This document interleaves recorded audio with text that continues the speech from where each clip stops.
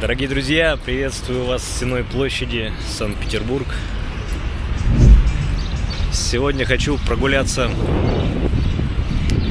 от Сенной до площади Репина пешочком. Было в планах прокатиться на трамвае, на таком ретро-трамвае под номером 3А. Это временный маршрут на время этих ремонтных работ на трамвайных путях. Ну и, собственно, приезжаю, а тут еще больше трамвайные пути перекопаны, поэтому пойдем пешком. Не менее интересно. Посмотрим этим майским весенним днем, как выглядит Петербург. Вот с Сеной я сейчас немножко вырулил к каналу Грибоедова. Так, сейчас перебежим тут. Покажу вам. Чуть-чуть. Тут уже начинают лодочки спускать на реки и каналы. Видимо, прогулочные.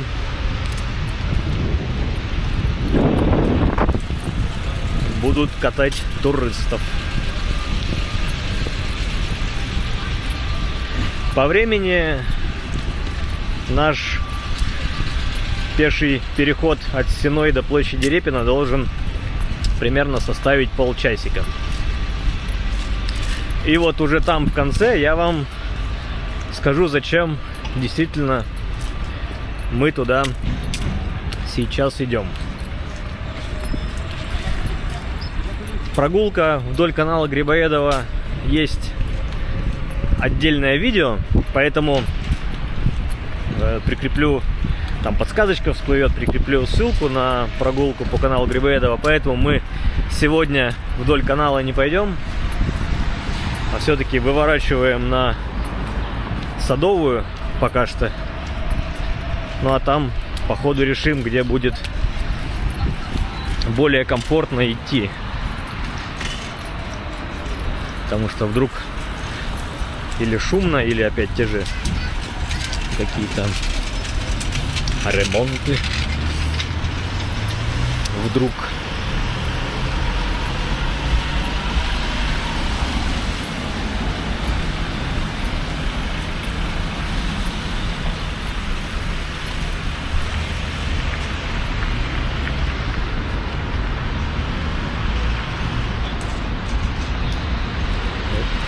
Зеленый.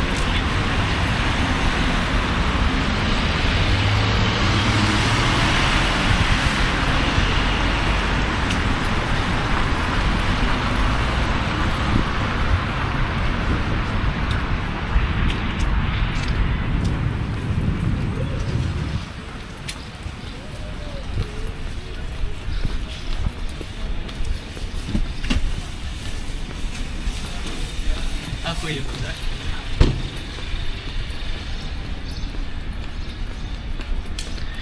Впереди, судя указателю дорожному, у нас Никольский переулок, площадь Тургенева, направо Вознесенский проспект.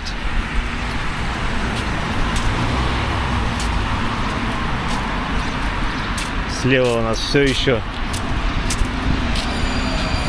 за этим серым забором, ну все еще, ну так было и так будет, Юсуповский парк, а серые заборы — это свидетельствует нам о том, что историческая ограда Юсуповского парка до сих пор на реставрации. И в Юсуповский парк можно пройти только лишь вот обойдя то трехэтажное здание. Там за ним есть проход.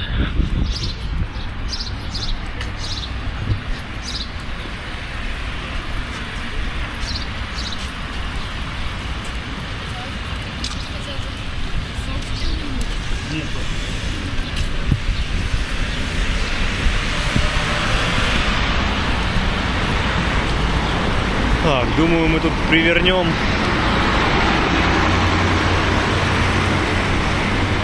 Направо. На проспект Римского-Корсакова.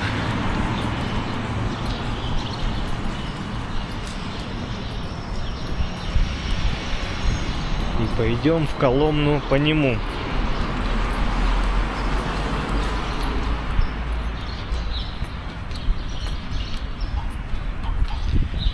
То есть он у нас практически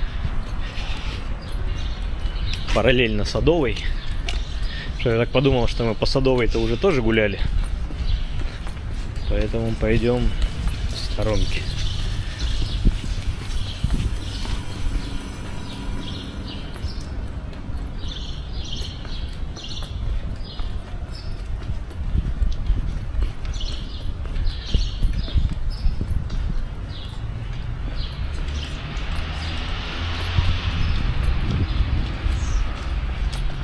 Вообще, я такая думала, у меня там вообще не какая-то.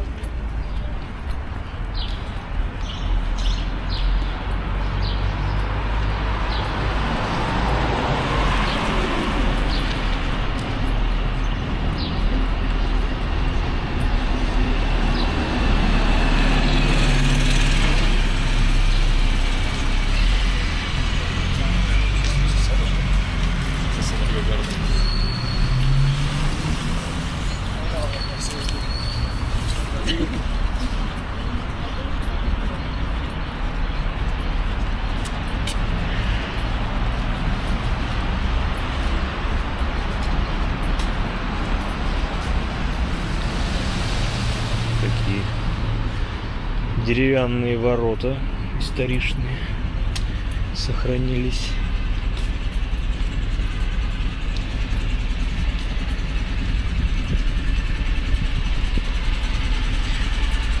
Ранее эта улица носила имя Екатеринговская,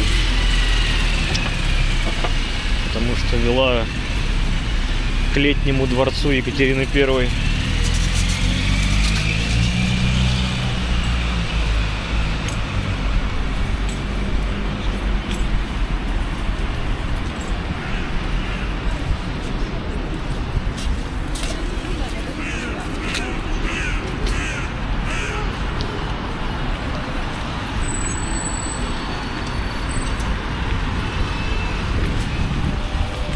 Как раз мы пересекаем Вознесенский проспект.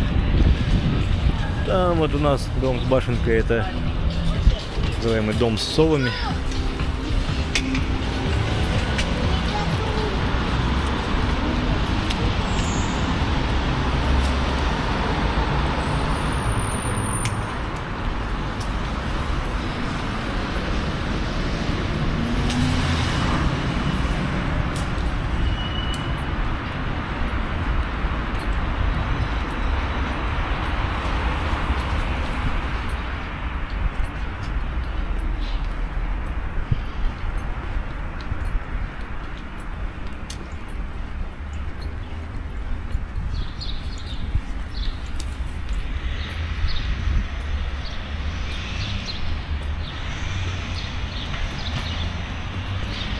Такой райончик еще, кто любит его постоянно с Достоевским связывать.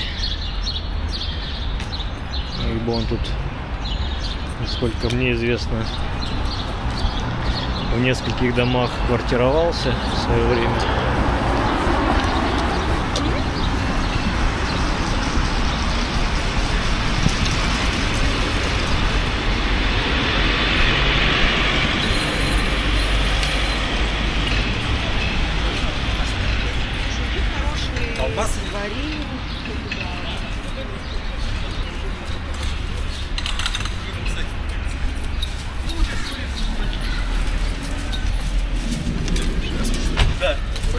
Пробуйте.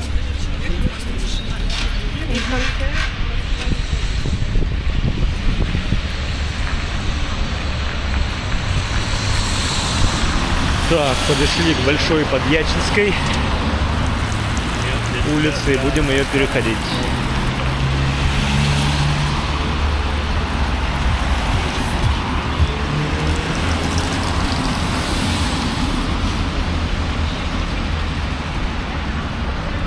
нас виднеется справа купол Исаакиевского собора.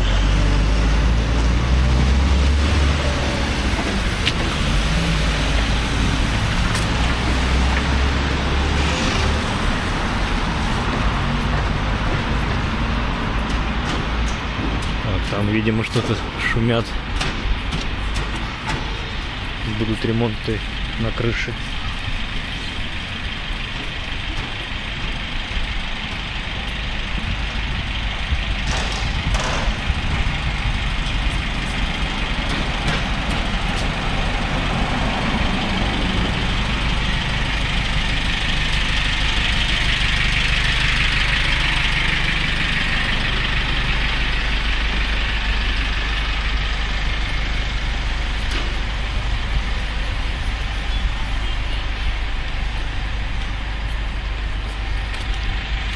Там кто-то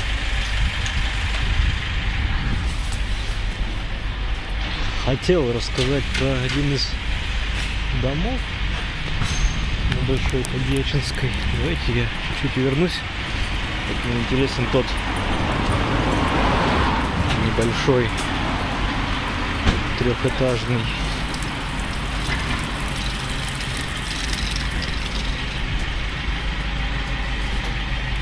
дома, все постройки 19 века.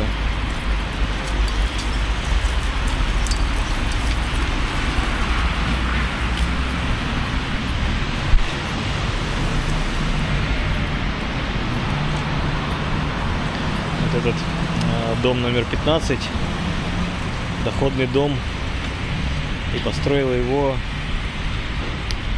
из существующего и надстроил академик архитектуры Кузьмин в 1876-80-х годах.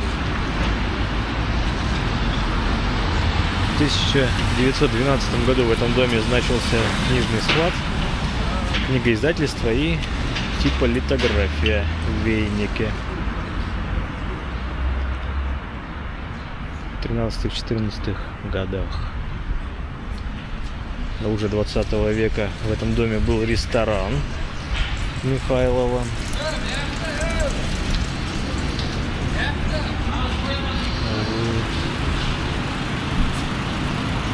А дом номер 13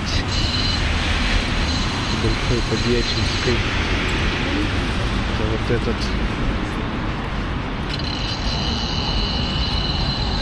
Нет документов, не знаю. Нет.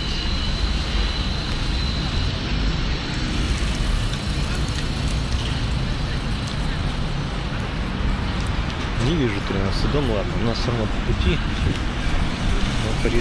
По Римского Корсакова идем.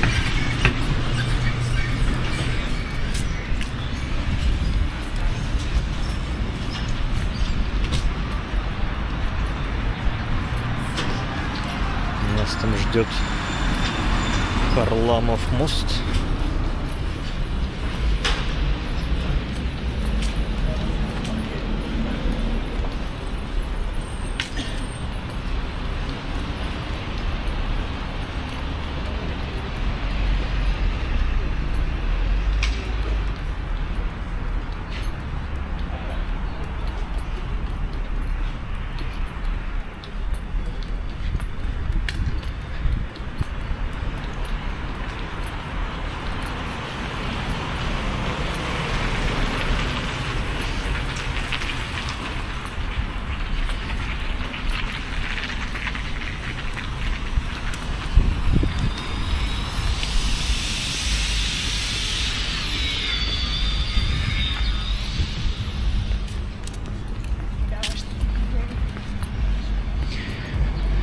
Вот в связи с тем, как канал здесь, дороги некоторые подходят.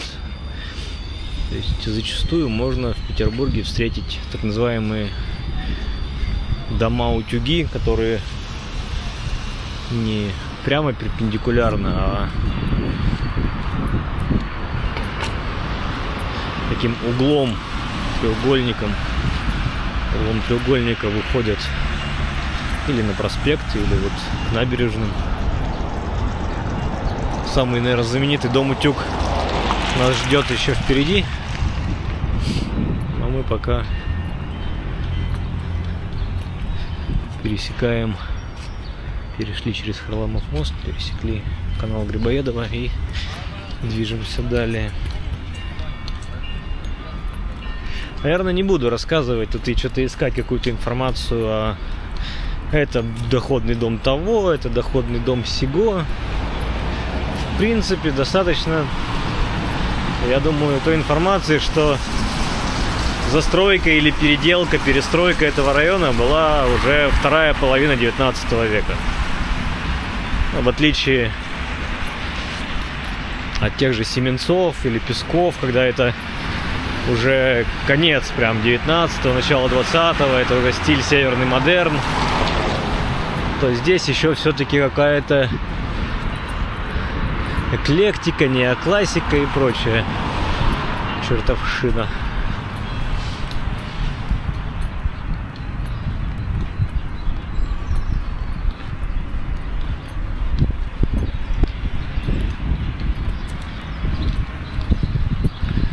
Вышли к Никольскому собору. Там вдалеке с синим куполом и золотыми звездами виднеется Троицкий собор.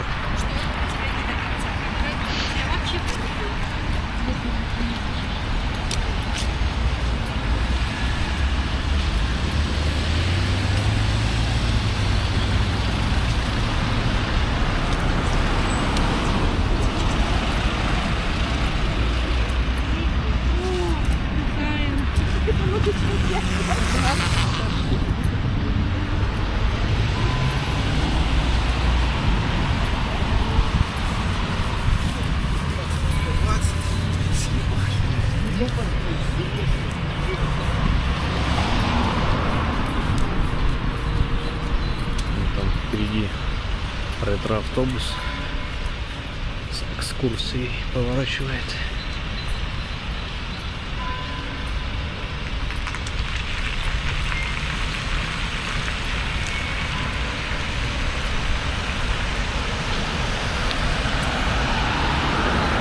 Ну а при Никольском соборе Никольский сад. Уже люди сидят. Значит, его открыли. Значит, время просушки закончилось.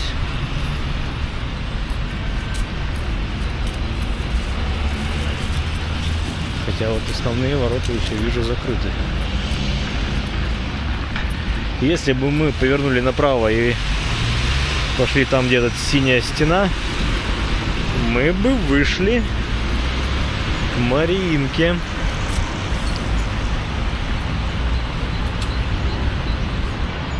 Это для тех, кто путается и теряется в городской географии. То есть от Садовой площади можно за 10 минут дойти до Мариинки. Пройдя чуть-чуть по Садовой и повернуть на Римского-Корсакова.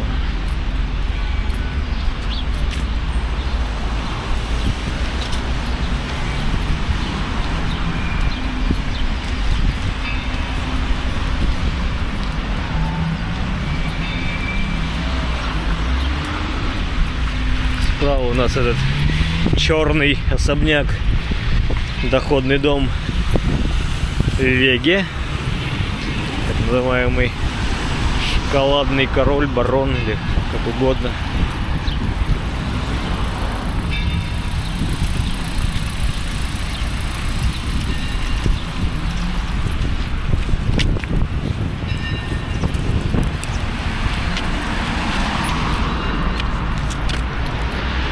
Вот там торчит хвостик зелено-белый Мариинки старой сцены, а слева через Крюков канал это здание уже новой сцены Мариинского театра. Ну а мы идем над Крюковым каналом.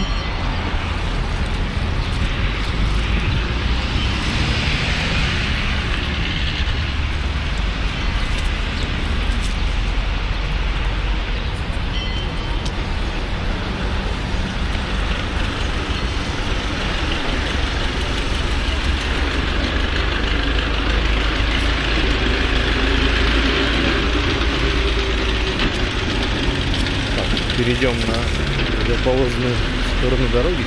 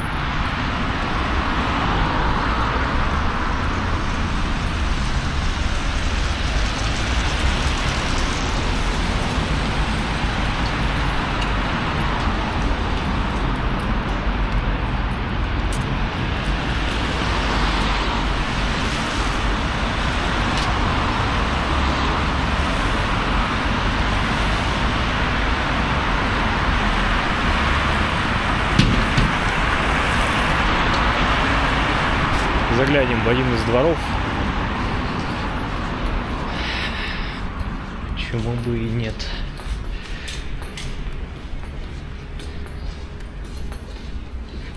Вот в очередной раз я убеждаюсь и вам показываю. Только сворачиваем в в арку, попадаем в двор, фактически колодец. И практическая тишина. Здесь, конечно, только шум от кондиционеров, блоков внешних, но тишина. А на проспекте это постоянно вот этот шум от дороги.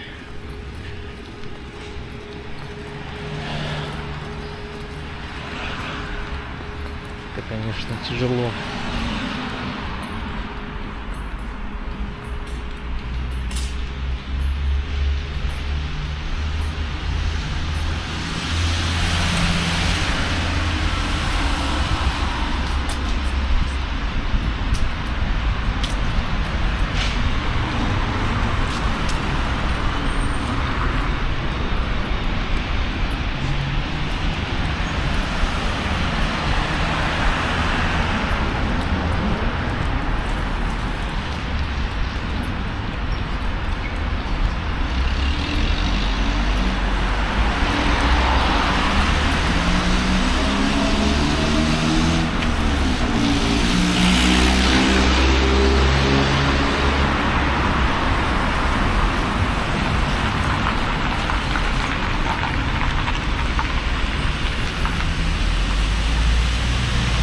Здесь нас встречает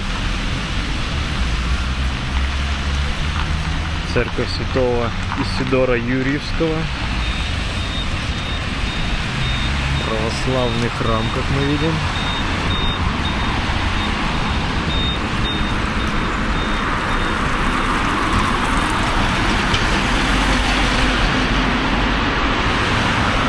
Ну и нам надо пересечь Лермонтовский проспект.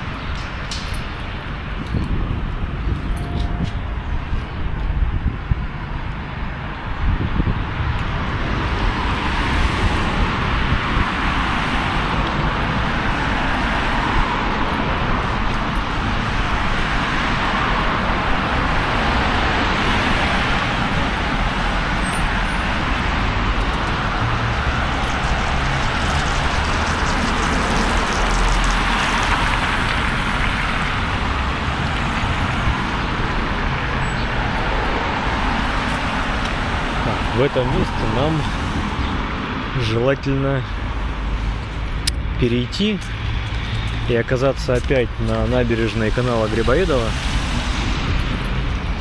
Более выгодно и смотрибельно. Вот уже каштаны свои почки раскрыли. Шикарные.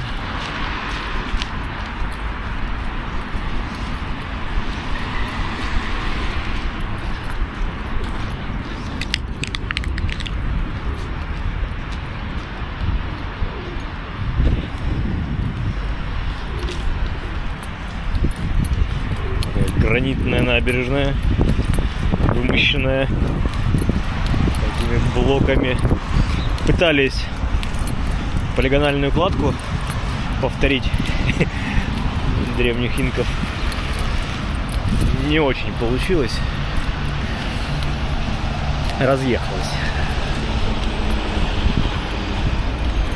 Вот слева как раз уже нас представители классического северного модерна. Доходные дома.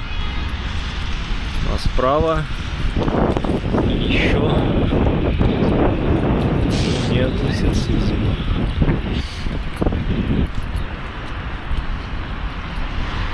Конечно, попадаются и советские встройки сталинского времени.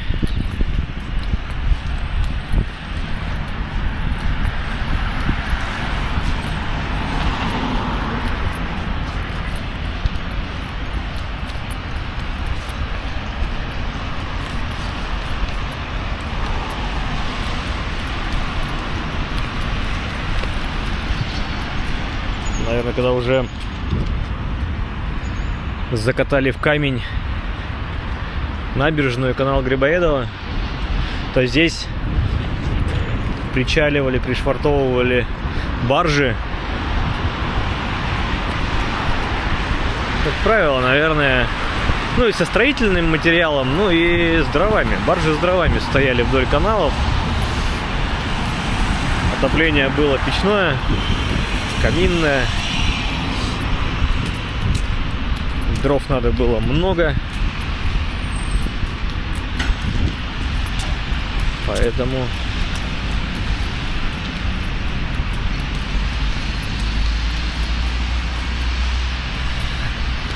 вопросы решали так.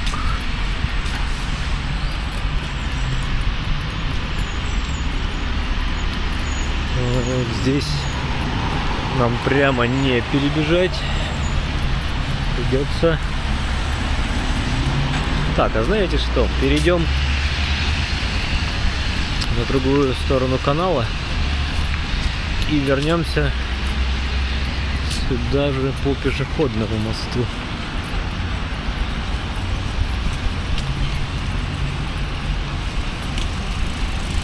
Это мы идем по Английскому проспекту.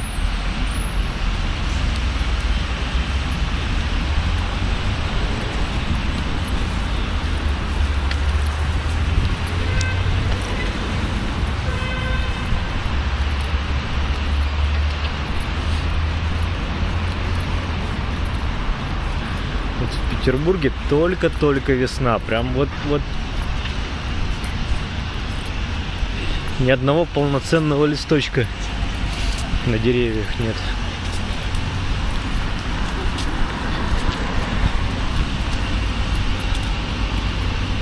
Так, почему-то здесь знак «Проход запрещен», но мы его обойдем.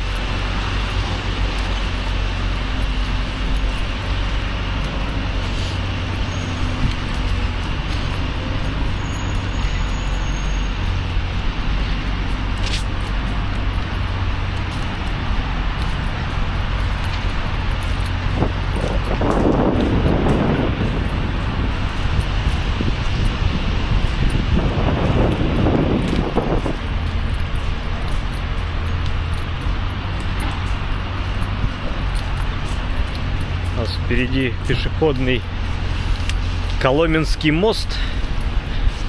По большому счету здесь у нас граница между Малой и Большой Коломной.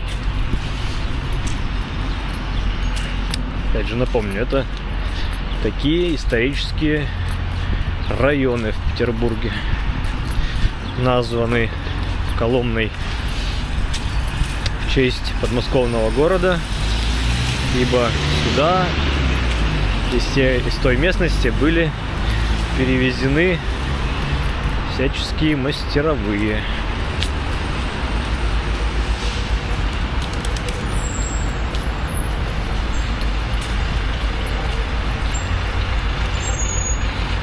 Так, кто-то тут свой этюдник позабыл.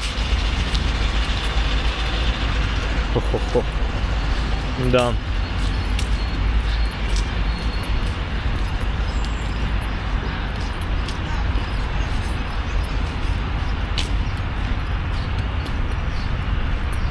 Коломенский мост.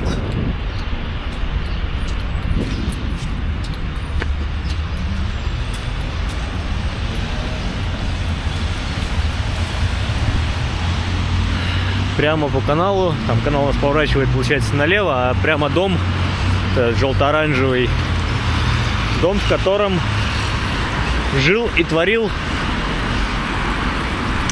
сам Репин. Соответственно, за этим домом площадь Репина.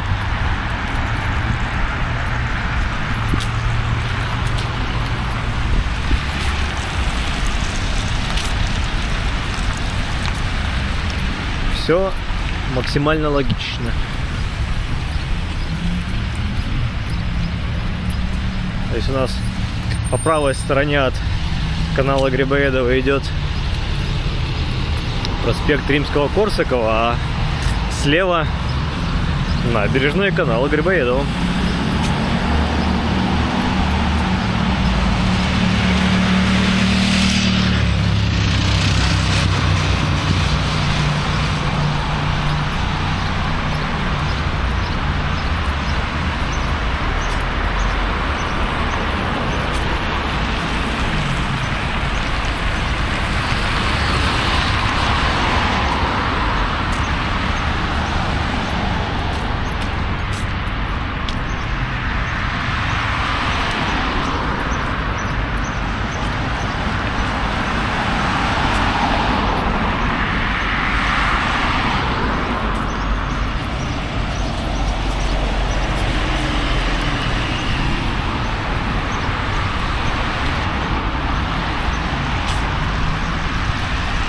Квартира, где жил Репин и где была его мастерская, называется доходный дом Григорьева. Ну и он был просто четырехэтажный, но Репин попросил Григорьева, и тот надстроил ему мансардный этаж. Он сейчас обшит железом. И как раз там наверху, на 5-м этаже, была мастерская. Ну а уже в этом месте канал Грибоедова заканчивается, впадает в реку Фонтанку.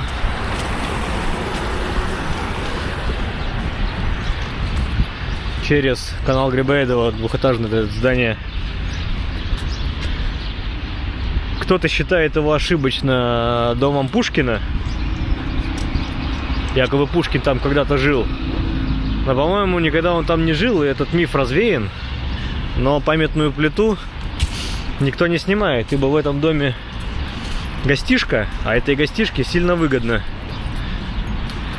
всем говорить,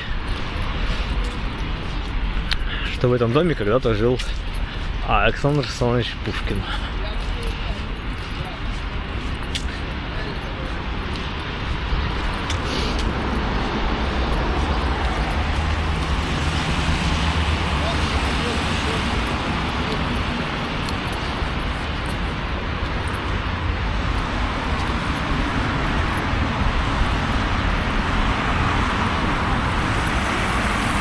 Вот из всего этого дома тоже делают какие-то апартаменты. То есть все там 2-й, 3-й, 4-й этаж это такие мини-квартиры-студии.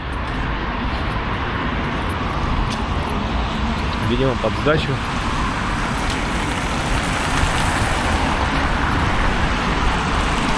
Ну вот мы и на площади Репина.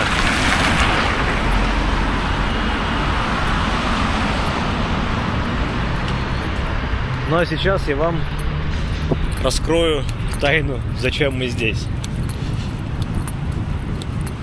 Всем известно. А если вы об этом не знали, то узнаете сейчас. Сейчас остановочку пробегу. Вот так вот буду снимать на фоне съезжей части Коломенской. Всем известно, если вы не знали, то узнаете сейчас, что в Петербурге есть некоторые маршруты общественного транспорта, которые проходят сквозь исторический центр. Но и на них вы можете за очень небольшую сумму в плохую погоду, ну или если вам надоело уже ходить и конечности отваливаются, с комфортом прокатиться и из окна трамвая или автобуса, как повезет, что вы выберете, насладиться видами Петербурга. Мы на площади Репина, и здесь у нас начинается один из таких маршрутов. А что за маршрут, я расскажу в следующем видео. Так что лайки, подписки, и вы никогда ничего не пропустите. Ну а вам спасибо. Это была улица Римского-Корсакова. Пока.